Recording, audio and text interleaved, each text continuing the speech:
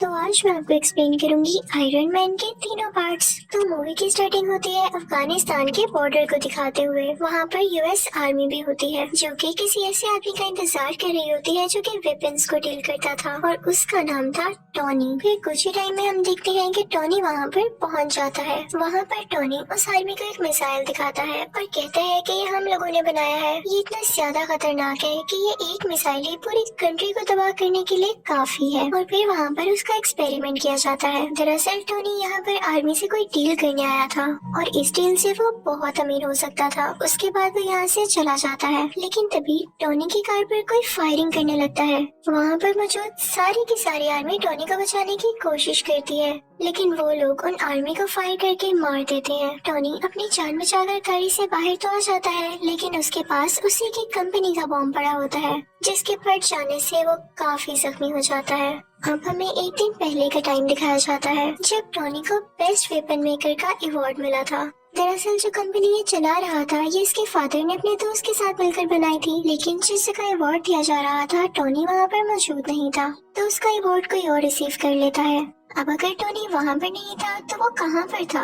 वो था एक कैसीनो में। वहाँ पर वो आदमी आता है जिसने टोनी का अवार्ड लिया था। वो उसे उसका अवार्ड देता है तो वो कहता है कि यार मैं इसे कहाँ रखूंगा, मेरे घर में तो जगह ही नहीं है। वो अवार्ड वो लोगों को देकर वहाँ से चला जाता है। तभी वहाँ पर एक रिपोर्टर आती है और टोनी से कहती है कि क्या आप सेटिस्फाई हैं कि आप नए नए वेपन्स बना रहे हैं और वो इतने खतरनाक हैं कि किसी की भी जान ले सकते हैं, बल्कि पूरी कंट्री डिस्ट्रॉय कर सकते हैं। तो टोनी कहता है कि हाँ मैं सेटिस्फाई हूँ, क्योंकि अगर हम वेपन्स ना बनाएं तो लोग हमें ही मार डालेंगे। उसके बाद ये दोनों कुछ टाइम साथ स्पेंड करते हैं और फिर टोनी को बताया जाता है कि उसकी अफगानिस्तान के लिए फ्लाइट है और टोनी अपने प्राइवेट जेट से होता हुआ अफगानिस्तान आ जाता है। अब सीन शिफ्ट होता है प्रेजेंट टाइम की तरफ, जब टोनी बेहोश है और एक बैटरी से कनेक्टेड है।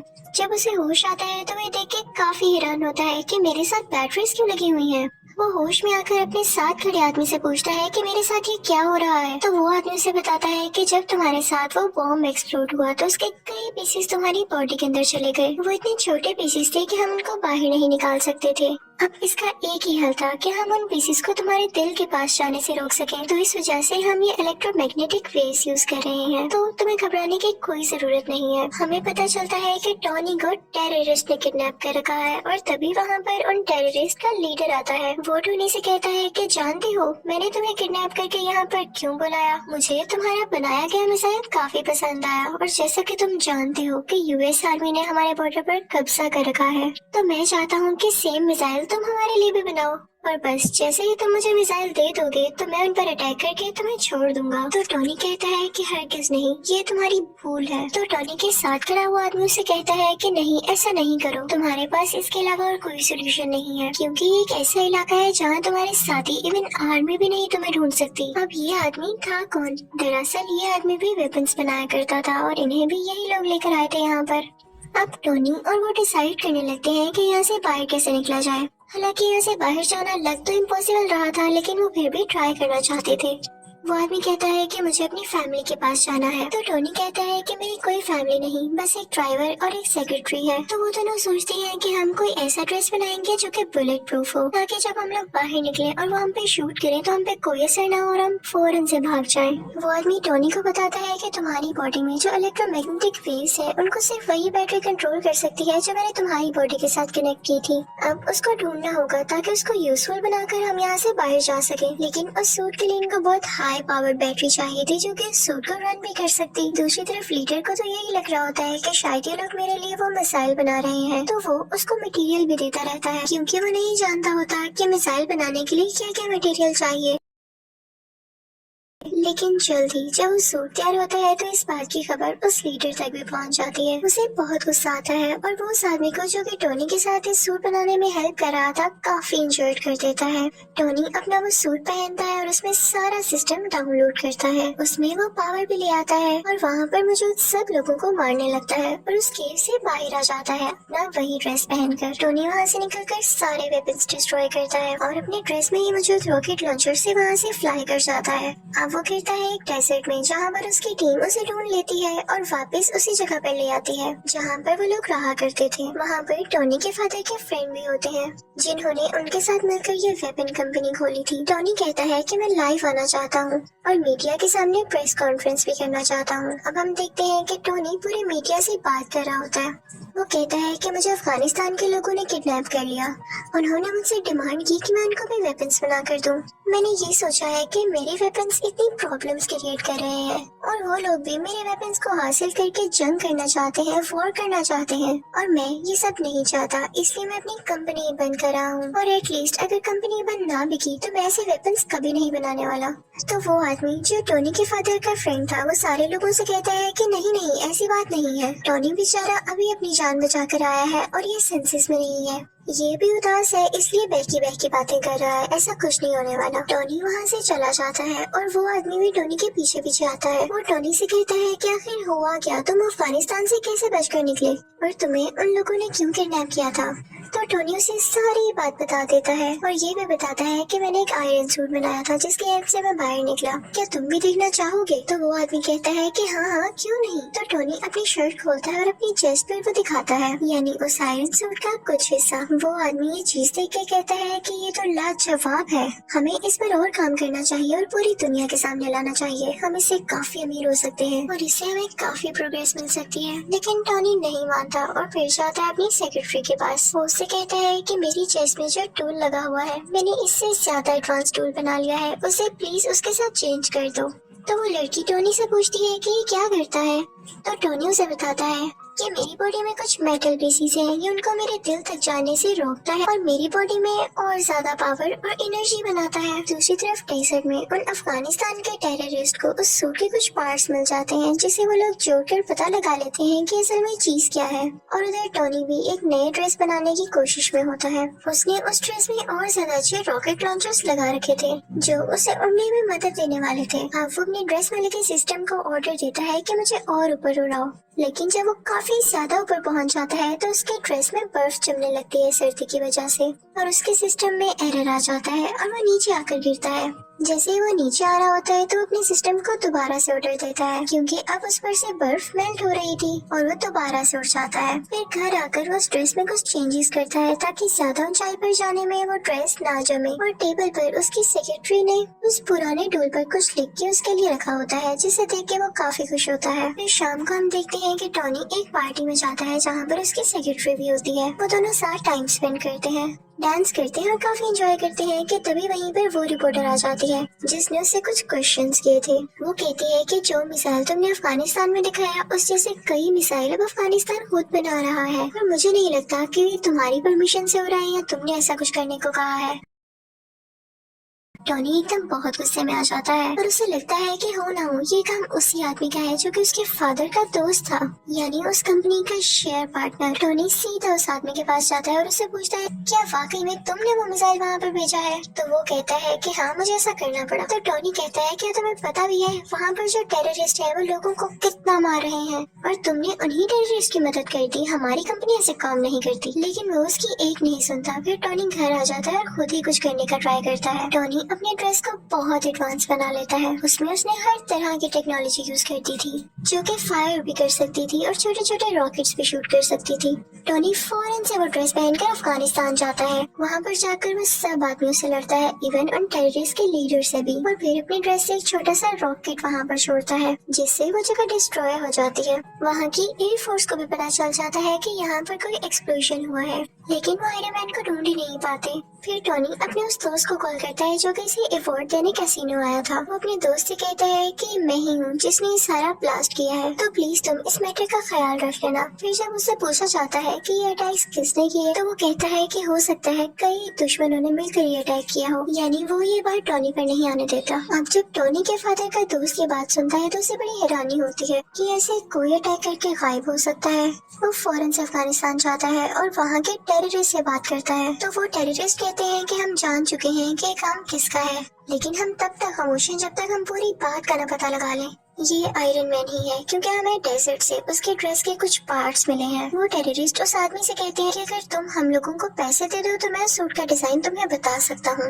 लेकिन टॉनी के फादर का दोस्त ऐसा नहीं करता, बल्कि उन लोगों को डरा धमका कर वो ड्रेस अपने साथ ले आता है। टॉनी को पता चल जाता है कि उसका पुराना ड्रेस किसी ने चुरा लिया है। वो फौरन से अपनी सेक्रेटरी के पास जाता है और उसे कहता है कि कैसे भी करके मुझे उसको रोकना होगा कि कहीं ये सारी इंफॉर्मेशन लीक ना हो जाए और वो मेरा नाम, मेरी आइडेंटिटी यूज करके हर जगह तबाही फैलाए। अब टॉनी की सेक्रेटरी उस आदमी के ऑफिस जाती है, यानी वही आदमी जो टॉनी के फादर का दोस्त है। वो सारी इंफॉर्मेशन उसके कंप्यूटर से कॉपी करने लगती है और साथ ही साथ उसे ये भी पता चलता है कि यही वो आदमी था जिसने टॉनी को किडनैप करवाया था उन टेररिस्ट से, क्योंकि ये नहीं चाहता था कि टॉनी का इस कंपनी में जरा सा भी शेयर हो। ये सुन के वो काफी हैरान होती है और वहाँ से जाने ही वाली होती है कि तभी वहाँ पर वही आदमी आ जाता है जिसके कंप्यूटर से वह डेटा चुरा रही थी। लेकिन उसे बातों में लगा के वहाँ से चली जाती है। अब वो आदमी भी इतना कोई इनोसेंट नहीं था, उसे पता चल जाता है कि ये लड़की मेरे कंप्यूटर से सारा डेटा चुरा गई है। जब वो लड़की सारी इन्फॉर्मेशन लेके वहाँ से निकल रही होती है तो एक आदमी आता है और कहता है कि आप टॉनी को जानती है ना, कि आप टॉनी से मेरा इंटरव्यू करा देंगी,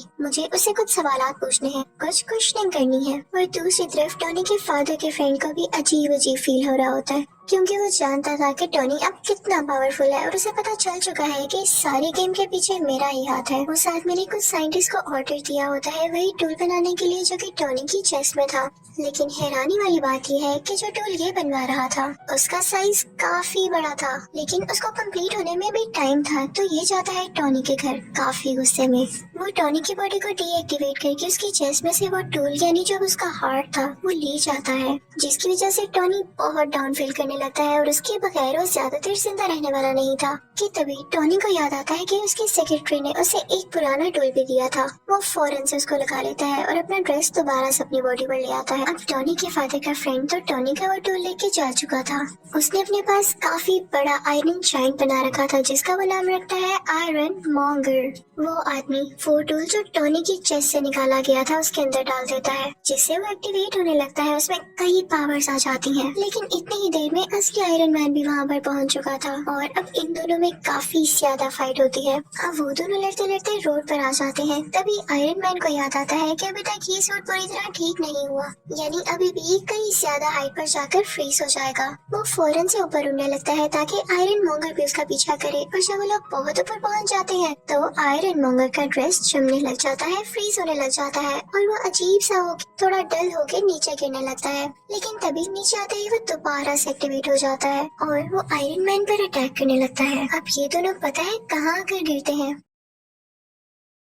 उसी लैब पर जहाँ पर ये बहुत बड़ा टूल बनाया जा रहा था। इस टूल को उसी आदमी के साइंटिस्ट बना रहे थे जो टॉनी के फादर का फ्रेंड था।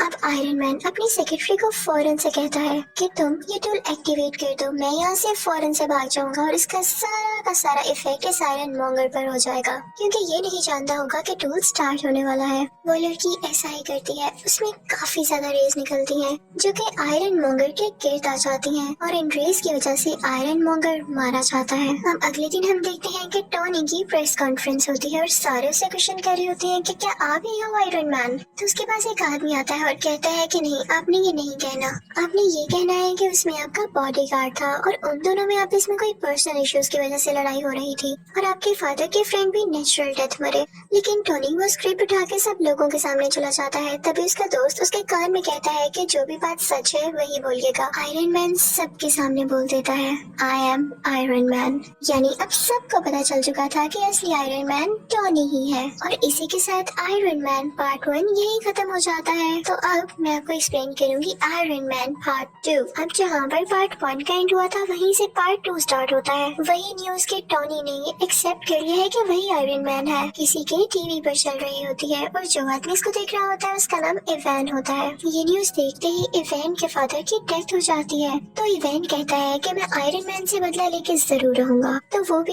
एक छोटा सा टूल तैयार करता है जिससे वो अपना ड्रेस बनाने वाला था, क्योंकि वो आयरन मैन से फाइट करने लगा था। अब कई दिन बाद इवैन का ड्रेस तैयार हो जाता है और वो उसे नाम देता है व्हिप्लैश। उसमें ये पावर थी कि वो किसी भी मेटल को काट सकता था। फिर हम देखते हैं कि 6 महीने गुजर जाते हैं और टोनी कुछ लोगों से स्पीच कर रहा होता है। उसने अपना वही ड्रेस पहना होता है। वो बताता है कि मेरे फादर का ये ड्रीम था कि वो एक सिटी बनाए जिसमें एडवांस बिल्डिंग्स हो और काफी अच्छी टेक्नोलॉजी हो, लेकिन वो तो अपना ये ड्रीम पूरा नहीं कर पाए। अब मैं उनका ये ड्रीम पूरा करूंगा। और वो अपना ड्रेस सबको दिखाता है कि ये ड्रेस मेरी हेल्प करेगा। टोनी ये सब बातें करके वहाँ से निकल ही रहा होता है कि तभी उसके पास कुछ लोग आते हैं। वो टोनी से कहते हैं कि आपसे कुछ लोग कुछ बातें पूछना चाहते हैं। वो सब लोग ये चाहते हैं कि आप सुबह कोर्ट में आए। वो आपके ड्रेस के बारे में आपसे कुछ इन्वेस्टिगेशन करेंगे। जब टोनी कोर्ट जाता है तो उसे पता चलता है कि वहाँ पर तो आर्मी है। कोर्ट के सेनेटर उसे कह रहे होते हैं कि सूट तो तुमने काफी अच्छा बनाया है, लेकिन इतनी ज्यादा पावरफुल और खतरनाक चीज तुम्हारे पास नहीं होनी चाहिए। ये आर्मी को दे दो क्योंकि वो अपने सोल्जर्स की काफी अच्छी ट्रेनिंग कर सकती है इससे। तो टोनी कहता है कि नहीं, वो ड्रेस मैंने बनाया है, मेरी मेहनत लगी है उसमें, मैंने उस पर कई एक्सपेरिमेंट्स किए और मुझे ही उसको यूज करना आता है। वो मेरा ड्रेस है और मैं ही आयरन मैन हूँ। No one can be iron man. कोई आयरन मैन नहीं बन सकता मेरे अलावा। वहाँ पर टोनी का वही ब्लैक दोस्त भी होता है, लेकिन इस पार्ट में उसका फेस चेंज है, यानी किसी और को टोनी का दोस्त बना दिया गया है, लेकिन कैरेक्टर वही है। वो भी सेम बात कहता है कि मुझे ये कहना पड़ रहा है कि ये ड्रेस वाकई बहुत डेंजरस है और ये आर्मी के पास होना चाहिए, लेकिन फिर भी टोनी नहीं मानता। फिर वहाँ पर एक वेपन एक्सपर्ट भी आता है जो कि सेम बात बोलता है, लेकिन टोनी कहता है कि मैं तुम लोगों में से किसी की बात नहीं सुनने वाला। टोनी उन सब से कहता है कि मैं जानता हूँ आप लोगों को ऐसा करने के लिए किसने कहा है। इनफैक्ट वो आदमी इसलिए चाहता है कि आप लोग मेरा ड्रेस ले लें क्योंकि वो खुद ऐसा ड्रेस नहीं बना पा रहा। उसने मेरी कॉपी करके कई ज्यादा ड्रेसेस बनाए हैं, लेकिन वो उस काम के नहीं जो कि मेरा ड्रेस है। तो आप लोग उसकी बातों में क्यों आ रहे हैं? मैं आपको प्रूफ्स भी दिखाता हूँ। और टोनी फिर उनका प्रूफ्स भी दिखाने लगता है कि वाकई वो आदमी कैसा है। वो कहता है कि इतना बड़ा वेपन मेकर मेरी ड्रेस को कंट्रोल ही नहीं कर पा रहा, तो आप लोग कैसे कर पाएंगे? इसे सिर्फ मैं चला सकता हूँ और मैं जानता हूँ ये किसी को नुकसान नहीं देगा। सबको उसकी बात अच्छी लगती है और फिर वो वहाँ से चला जाता है। दूसरी तरफ हम देखते हैं कि इवैन अपना व्हिप्लैश ड्रेस कंप्लीट कर चुका होता है और अब वो चाहता था कि वो डायरेक्ट जाकर आयरन मैन से लड़ाई करे। दूसरी तरफ टोनी भी अपने ड्रेस को चेक कर रहा होता है। उसकी ड्रेस में एक ऐसा कोर होता है जो कि सबसे ज्यादा यूजफुल था, लेकिन यूजफुल होने के साथ साथ वो काफी खतरनाक भी था। उसकी वजह से टोनी की बॉडी में काफी पॉइजन फैल रहा था। उसी दौरान टोनी इस सोच में भी पड़ जाता है कि अगर मुझे कुछ हो गया तो कंपनी का क्या होगा।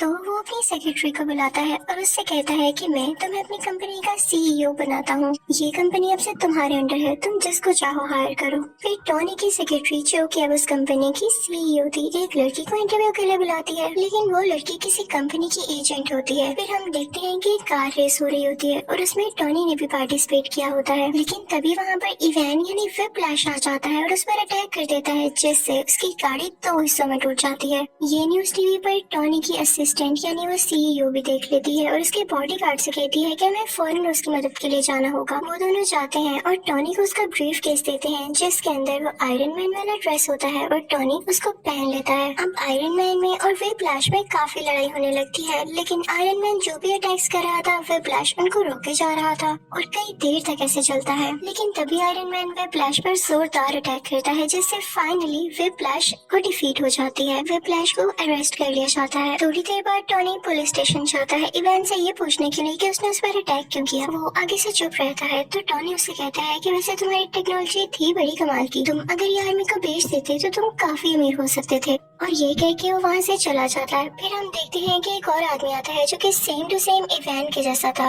इवन उसका यूनिफॉर्म भी। वो दरअसल जेल में इसलिए भेजा गया था ताकि उसको मरवाकर लोगों को ये शो किया जा सके कि इवैन मर चुका है। और एक आदमी जो कि बहुत बड़ा गैंगस्टर था असली इवैन को रेस्क्यू कर लेता है, वहाँ से निकलवा लेता है। सबको यही लग रहा था कि इवैन मारा जा चुका है क्योंकि उन्होंने वहाँ पर ब्लास्ट करवा के नकली इवैन को मरवा दिया था।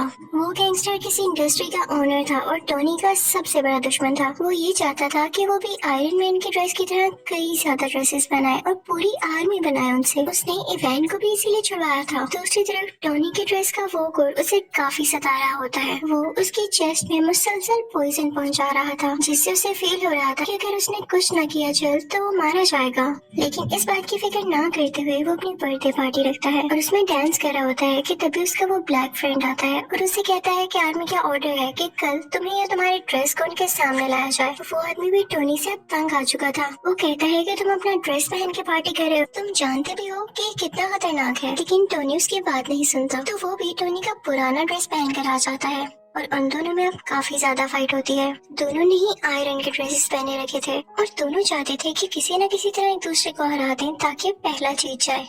अब दोनों अपने अपने हाथ से लेजर निकालने लगते हैं और एट अ टाइम लेजर निकलने से दोनों लेजर्स आपस में टकरा जाती हैं और बहुत बड़ा ब्लास्ट होता है। जहाँ पर ब्लास्ट होता है और टोनी की बर्थडे पार्टी हो रही होती है, वो जगह कोई और नहीं बल्कि टोनी की कंपनी होती है। अब वहाँ से टोनी का पुराना ड्रेस लेके वो ब्लैक फ्रेंड तो चला जाता है, लेकिन टोनी वहीं पर नशे की हालत में होता है। फिर हम देखते हैं कि एक आंख वाला आदमी टोनी के पास आता है और उससे कहता है कि तुम्हारे फादर क्या क्या करना चाहते थे और तुम क्या कर रहे हो, तुम नशा करके इधर उधर फिरते रहते हो। तो टोनी कहता है कि अपनी जुबान बंद रखो, तुम होते कौन हो ऐसे बोलने वाले। तो वो आदमी कहता है मैं तुम्हारे बारे में सब कुछ जानता हूँ, वो लड़की जो तुम्हारी कंपनी में इंटरव्यू देने आई थी वो कोई और नहीं बल्कि मेरी ही सीक्रेट एजेंट है और तुम्हारी सारी बातें सारी रिपोर्ट से मुझे देती रही है। फिर वो आदमी ये भी कहता है कि मैं ये नहीं चाहता कि तुम्हारा कोई नुकसान हो,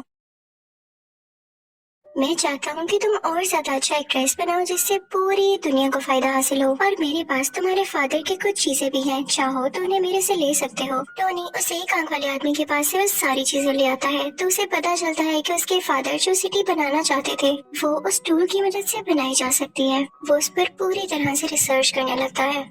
वहाँ पर उसको कोर का पूरा डिजाइन भी नजर आ जाता है। वो उस पर थोड़ी सी और रिसर्च करता है और काफी चेंजेस करने के बाद बहुत ही ज्यादा एडवांस टूल बना लेता है और फिर उसी टूल से वो एक नया ड्रेस तैयार करता है जिसको नाम देता है मार्क 6। और साथ ही उसे इवेंट की कॉल भी आती है जो कहती है कि मैंने तुम्हारे दुश्मन के साथ मिलकर एक काफी अच्छा ड्रेस तैयार कर लिया है। मैं वेट करूंगा उस दिन का जब तुम और मैं आमने सामने होंगे और देखते हैं कि कौन जीतता है। मैं आप लोगों को राज बताती हूँ कि इन लोगों ने वो ड्रेस किस तरह से तैयार किया। टोनी का वो पुराना ड्रेस जो कि टोनी का दोस्त आर्मी के पास लेके आया था, उस ड्रेस में इवान ने और टोनी के दुश्मन ने कुछ चेंजेस किए और उसको और ज्यादा एडवांस बना दिया कुछ टेक्नोलॉजीज की मदद से, जो कि बहुत सारी वॉर्स लड़ सकता था और फाइट कर सकता था। अब दूसरी तरफ टोनी का दुश्मन लोगों से स्पीच कर रहा होता है कि मैंने आयरन सोल्जर्स बनाए हैं क्योंकि अब आयरन आर्मी का दौर है। दूसरी तरफ टोनी को भी पता चल जाता है कि इवान किसी के साथ सच्चा नहीं है, तो वो जाता है अपने उसी दुश्मन के पास, उसी इंडस्ट्री के ओनर के पास और उसे जाके कहता है कि इवान तुम्हारे साथ धोखा करेगा, वो तुम्हारी सारी आर्मी को अपने कब्जे में कर लेगा और उस सिटी पर अटैक कर देंगी। और ऐसे ही होता है, इवेंट देखते ही देखते सब सूट्स को अपने काबू में कर लेता है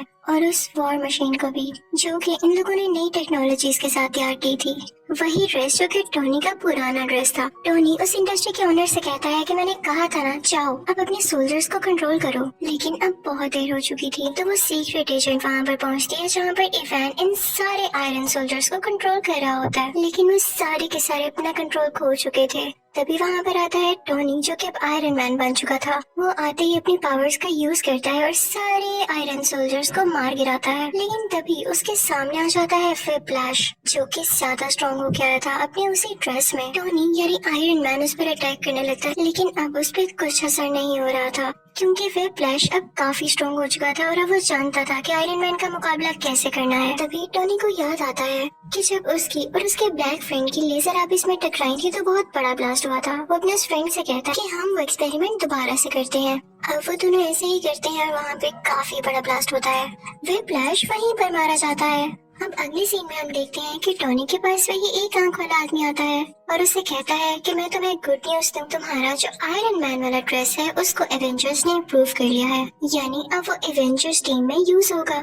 लेकिन आई एम सॉरी, तुम उसके लिए सिलेक्ट नहीं हुए, तुम्हें सिर्फ पीछे से काम करना होगा। तो टोनी कहता है कोई मसला नहीं, आई एम एक्सेप्टिंग, लेकिन मुझे इस बात का क्रेडिट चाहिए। फिर अगले सीन में हम देखते हैं कि कोर्ट के सेनेटर टोनी यानी आयरन मैन को और उसके ब्लैक फ्रेंड को मेडल देते हैं और उनसे कहते हैं कि थैंक यू, आपने पूरी दुनिया को बचा लिया। और इसी के साथ आयरन मैन पार्ट 2 यही खत्म हो जाता है। तो अब बारी है पार्ट 3 की एक्सप्लेनेशन की। तो मूवी का स्टार्ट होता है एक फ्लैशबैक को दिखाते हुए, जहाँ पर एक लेडी उसे बता रही होती है कि मैंने एक ऐसा वायरस बनाया है जिसमें बहुत सारे पावर्स हैं। इवन वो लोग जो डिसेबल हैं, माजूर हैं, वो भी अपनी पावर्स वापस ला सकते हैं, यानी वो बिल्कुल ठीक हो सकते हैं। तभी वहाँ पर एक ग्लासेस वाला साइंटिस्ट आता है जो कि टोनी से कहता है कि हमारी कंपनी एक बहुत बड़ा एक्सपेरिमेंट करने वाली है, उसमें बहुत ज्यादा एडवांस टूल यूज होने होने वाले हैं, तो मैं तुम्हें ऑफर कर रहा हूँ कि मेरी कंपनी को ज्वाइन कर लो। दरअसल वो टोनी से काफी इम्प्रेस होता है, लेकिन टोनी उसकी ऑफर को रिजेक्ट कर देता है और वहाँ से चला जाता है। हम देखते हैं कि टोनी को एक मेंटल इशू हो गया था, उसी वजह से जब आयरन आर्मी ने पूरे सिटी पर अटैक्स किए थे और टोनी उन्हें शुरू में बचा नहीं पा रहा था, उसे वो फ्लैशबैक बार बार आते थे और इसी को लेके वो काफी सैड और बुरा फील किया करता था। लेकिन उसका दोस्त उसे हौसला देता है। आयरन मैन सोचता है कि अगर उन लोगों ने दोबारा से अटैक कर दिया तो मैं क्या करूंगा। इसके लिए वो आयरन मैन की पूरी टीम बना देता है और वो उस टीम का नाम रखता है आयरन लीजन। अब हमें पता चलता है कि पूरी कंट्री में दोबारा से अटैक्स हो रहे हैं और वो कोई और नहीं बल्कि मैंड्रिन नाम का एक आदमी करवा रहा है। टोनी यानी आयरन मैन का एक बॉडीगार्ड भी उसी कंट्री में होता है जो कि उन अटैक्स की वजह से शदीद जख्मी हो चुका था। टोनी उससे बहुत प्यार करता था, इसलिए उसे गुस्सा आ जाता है, तो वो प्रेस कॉन्फ्रेंस करता है कि अगर ये अटैक्स ना रोके गए तो मैं उस मैंडरिन के साथ बहुत बुरी तरह पेश आऊंगा। लेकिन लगता है ये बात उसकी मैंडरिन को बिल्कुल पसंद नहीं आती। वो जनाब टोनी के घर पर ही अटैक करवा देता है, जिससे टोनी यानी आयरन मैन का घर पूरी तरह से तबाह हो जाता है। उस वक्त टोनी के साथ वही लड़की भी थी जिसने वो वायरस बनाया था जो कि डिसेबल लोगों को ठीक कर सकता था। आयरन मैन अपना ड्रेस पहनता है और उस लड़की को बचाकर वहाँ से ले जाता है, लेकिन आयरन मैन के सूट में एक एरर आ जाता है। जिस जगह उसने लैंड करना था वो वहाँ पर नहीं जाता, बल्कि किसी ऐसी जगह में गिर जाता है जहाँ पर स्नो फॉलिंग हो रही होती है। लेकिन स्टिल होप यानी उम्मीद अभी भी बाकी थी, क्योंकि उस सूट में पावर जो बाकी थी वो चाहता तो उस जगह पर वापस आ सकता था जहाँ पर उसको जाना था। दूसरी तरफ पूरी दुनिया काफी सैड होती है, क्योंकि उनको ये लग रहा था कि टोनी मारा जा चुका है उस अटैक में जो कि उसके घर पर हुआ, क्योंकि उसके बाद टोनी किसी को दिखाई जो नहीं दिया। आयरन मैन जिस विलेज में गिरा था वहाँ पर उसे एक बच्चा दिखाई देता है, मुझसे कई बातें करने लगता है क्योंकि वो बच्चा उसको काफी इनोसेंट लगता है। टोनी देखता है कि वो विलेज भी तबाह हो चुका है और सेम उसी तरीके से तबाह हुआ है जिस तरीके से टोनी के घर पर अटैक किया गया। तो वो समझ जाता है कि जरूर इसके पीछे मैंडरिन का ही हाथ है। अब वो सारे केस पर रिसर्च करने लगता है। उसे पता चलता है कि ये एक्सप्लोजन्स किसी वेपन के जरिए नहीं हुए, बल्कि यंग सोल्जर्स ने किए हैं जो कि सुपर पावर्स रखते हैं। टोनी सबसे मैंडरिन की लोकेशन के बारे में पूछता है, लेकिन उसे कुछ पता नहीं चलता। सरप्राइजिंगली वो बच्चा उसे मैंडरिन की लोकेशन तक पहुंचा देता है। विलेज में टोनी ने कुछ वेपन्स भी तैयार कर रखे थे जो वो अपने साथ लेकर यहाँ आया था। वहाँ पर उसे पता चलता है कि मैंडरिन तो था ही नहीं, वो ड्रामा कर रहा था कि जैसे वो वहाँ पर हो। वहाँ पर सिर्फ एक आदमी था कि जो उस जगह की वीडियोस बनाकर पब्लिश किया करता था। फिर यहाँ हम देखते हैं कि वही ऐनक वाला साइंटिस्ट टोनी से मिलता है, और दरअसल ना तो उसको ऐनक लगी थी और ना ही वो उसका गेटअप था, वो भी उसका फेक गेटअप था। वो टोनी को बताता है कि मैंने वही वायरस यूज करके खुद की डिसेबिलिटी को खत्म कर दिया है और अब मैं काफी स्ट्रॉन्ग हो चुका हूँ। वो साइंटिस्ट टोनी को बताता है कि मैंने तुम्हारी दोस्त यानी तुम्हारी सेक्रेटरी को भी किडनैप कर रखा है। वो उसे उसका विजन दिखाता है कि ये देखो, ये अब मेरे कब्जे में है। वो दरअसल कहीं और पर किडनैप हुई भी होती है और ये सिर्फ उसकी इमेज होती है, एक होलोग्राम। अब वो लड़की जिसने वायरस तैयार किया था वो कई सालों से साइंटिस्ट के लिए काम कर रही थी, लेकिन जब उस साइंटिस्ट को पता चलता है कि ये टोनी से भी मिलने गई थी तो वो उस लड़की को वहीं पर शूट कर देता है। हम देखते हैं कि वो साइंटिस्ट काफी अच्छी टेक्नोलॉजी यूज करता था, जिसकी वजह से उसकी लोकेशन कोई भी ट्रैक नहीं कर पाता था। वहाँ पर वॉर मशीन भी होती है जो कि टोनी का फ्रेंड चला रहा होता है, यानी वही आयरन सूट जो वो लेकर भागा था। लेकिन अब उस ड्रेस का नाम चेंज कर दिया गया था और ये उसी साइंटिस्ट ने किया था। दरअसल वो टोनी को ये बताना नहीं चाहता था कि ये वही ड्रेस है। वो उस ड्रेस को यानी वॉर मशीन को अपने पास ले आता है, लेकिन टोनी भी काफी पावरफुल था। वो वहाँ से जान छुड़ाकर भाग चुका था क्योंकि उसे मैंडरिन की लोकेशन का पता लगाना था। इसी दौरान टोनी को पता चलता है कि वो साइंटिस्ट वो एडवांस ड्रेस चुराकर यूएस के प्रेसिडेंट को मारना चाहता है और इसके लिए उसे कुछ भी करके उसे रोकना होगा। और इसी पर्पस के लिए वो साइंटिस्ट वहाँ पर पहुँच जाता है जहाँ पर वो प्रेसिडेंट होते हैं, जो कि किसी और कंट्री जाने के लिए तैयार हो रहे थे। वो उसे किडनैप कर लेता है और अपनी सीक्रेट लोकेशन पर ले आता है जहाँ पर कोई नहीं पहुँच सकता था। लेकिन टोनी वहाँ पर पहुँच ही जाता है क्योंकि उसकी हेल्प की थी उस छोटे बच्चे ने, और टोनी था भी बहुत टैलेंटेड। टोनी वहाँ पर जाकर सारे बाकी पैसेंजर्स को भी बचा लेता है, लेकिन जब बारी आती है प्रेसिडेंट को बचाने की तो इतनी ही देर में वो साइंटिस्ट उसे लेकर वहाँ से जा चुका होता है और वो नाकाम रह जाता है प्रेसिडेंट को बचाने में। लेकिन हमें ये जरूर पता चल जाता है कि साइंटिस्ट की सीक्रेट लोकेशन क्या थी। ये समंदर के पास एक खुफिया जगह थी और ये प्रेसिडेंट को यहाँ पर पता है क्यों लाया था, क्योंकि ये उनकी डेथ पूरे सोशल मीडिया के सामने लाइव दिखाना चाहता था, जिससे इसको पॉपुलैरिटी मिलती, यानी ये मशहूर हो जाता और लोग इससे डरने लगते। और प्रेसिडेंट को पकड़ना इतना आसान नहीं हुआ था, बल्कि प्रेसिडेंट के नीचे जो बंदा होता है यानी वाइस प्रेसिडेंट, उसने जेलसी में आकर प्रेसिडेंट की किडनैपिंग में उस साइंटिस्ट की हेल्प की थी। उसने ये लालच में भी किया था क्योंकि उसकी एक डिसेबल बेटी थी जिसको साइंटिस्ट ने वही वायरस देकर ठीक कर दिया था। अब हम देखते हैं कि टोनी और उसका ब्लैक फ्रेंड उसी जगह पर होते हैं जहाँ पर वो साइंटिस्ट होता है, यानी समंदर के पास वाली खुफिया जगह में। टोनी अपने दोस्त को कहता है कि मैं अपनी असिस्टेंट यानी सीईओ को बचाऊंगा और तुम जाकर प्रेसिडेंट को बचाना। फिर हम देखते हैं कि आयरन मैन उस आदमी के सामने पहुंच चुका है, यानी उस साइंटिस्ट के सामने। उन दोनों में काफी फाइट होती है, दोनों ने ड्रेसेस पहन रखे थे। और दूसरी तरफ वो ब्लैक फ्रेंड भी प्रेसिडेंट को बचा देता है और उन्हें भी आयरन ड्रेस पहनाकर सेव कर लेता है और कहता है आप यहाँ से चले जाएं अभी के लिए। आयरन मैन भी उस सीईओ को यानी अपनी दोस्त को बचा लेता है, लेकिन बचाते बचाते वो नीचे गिर जाती है जहाँ पर बहुत ज्यादा आग लगी होती है। टोनी यानी आयरन मैन डर जाता है कि ये तो जल जाएगी अब, लेकिन एक मजे की बात ये थी कि उस साइंटिस्ट ने इसके अंदर पे वो वायरस इंजेक्ट कर रखा था, जिसकी वजह से उसे आग से कुछ नहीं होता और वो ठीक हो जाती है। ये तो इनके लिए प्लस पॉइंट हो गया था। अब हम देखते हैं कि टोनी यानी आयरन मैन जाता है उसी साइंटिस्ट के पास। उन दोनों में काफी ज्यादा फाइट होने लगती है, लेकिन जब वो देखता है कि इस पर ना तो मेरी आर्मी का कोई असर हो रहा है ना तो मेरे अटैक्स का, तो उसके पास एक आइडिया आता है। वो अपना ड्रेस उतारता है और उसे साइंटिस्ट को पहना देता है।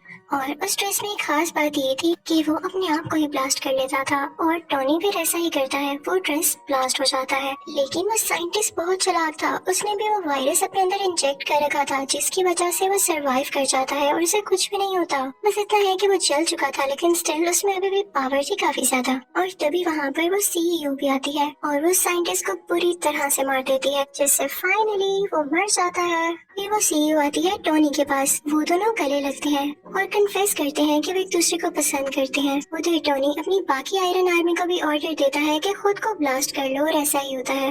आसमान में लग रहा होता है जैसे फायरवर्क्स चल रहे हो। फिर नेक्स्ट सीन में हम ये भी देखते हैं कि पुलिस ने नकली मैंडरिन और उस वाइस प्रेसिडेंट को भी अरेस्ट कर लिया है। फिर हम देखते हैं क्योंकि टोनी यानी आयरन मैन काफी मशहूर हो चुका था, तो दुनिया के बड़े बड़े सर्जन्स उसका ऑपरेशन करते हैं। उसमें जो मेटल के पीसीस होते हैं वो उसको निकाल देते हैं। ये बहुत ही बड़ी गुड न्यूज थी, यानी ना उसे किसी टूल की जरूरत थी, ना उसे किसी कोर की, ना ही ड्रेस की जरूरत थी उसे जिंदा रखने के लिए। वो उस टूल को पानी में फेंक देता है और उसकी दोस्त यानी सीईओ को भी ठीक कर दिया जाता है। यहाँ पर इस मूवी की हैप्पी एंडिंग हो जाती है। आई होप आपको ये तीनों पार्ट्स अच्छे लगे होंगे। Thank you for watching.